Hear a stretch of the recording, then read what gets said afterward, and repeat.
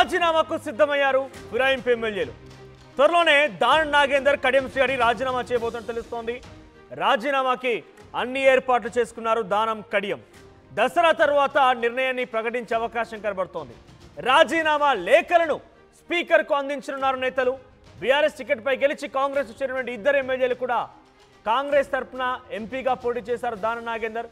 ఇటు కడియం కుమార్తె కావ్య కోసం ఎన్నికల ప్రచారం చేశారు కడియం. అయితే జూబ్లీహిల్స్ ఉప ఎన్నిక టికెట్ ఆశిస్తున్నారు దానం నాగేందర్. మరోవైపుగా టికెట్ ఇచ్చేందుకు సీఎం రేవంత్ రెడ్డి కూడా నిరాకరించినట్టు తెలుస్తోంది. సో ఇద్దరు కూడా మళ్ళీ తమ యొక్క విశ్వసనీయతను, ప్రజలు తమకున్నటువంటి ఆదరాన్ని, ప్రజలు తమకున్నటువంటి బలాన్ని నిరూపించుకునేందుకు సిద్ధమవుతున్నట్టు తెలుస్తోంది. ఇద్దరు కూడా రాజీనామా చేయాలనుకుంటున్నారు. ఇద్దరు కూడా ఎంపీ ఎన్నికల కంటే మునిపే, పార్లమెంట్ ఎన్నికల కంటే మునిపే కాంగ్రెస్ జాయిన్ అయ్యారు. ఒకరేమో డైరెక్ట్గా పోటీ చేస్తే ఇంకొకరేమో తన కుమార్తెని వరంగల్ బరిలో నిలిపి తను కూడా కాంగ్రెస్ తరఫున ప్రచారం చేశారు.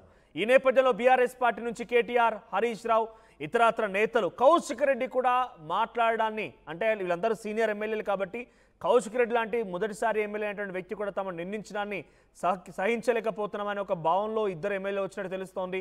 ఈ నేపథ్యంలోనే అటు డిప్యూటీ సీఎంగా పనిచేశారు కడియం శ్రీహరి కాబట్టి ఆయన కూడా స్టేషన్ గన్పూర్ నియోజకవర్గంలో ప్రజల ఆదరణ ఉంది, ఆదరాభిమానులతోనే మళ్ళీ గెలుస్తాననే ఒక భావనలో కడియం శ్రీహరి ఉన్నారు. అందుకే ఆయన రాజీనామా చేసి తిరిగి ఎన్నికలకు వెళ్ళాలనుకుంటున్నారు. ఇటు దానం నాగేందర్ కూడా అవసరమైతే జూబ్లీహిల్స్ బరిలో దిగుతానని చెప్పుకొచ్చారు కాబట్టి ఆయన కూడా రాజీనామా చేసే అవకాశం కనబడుతోంది.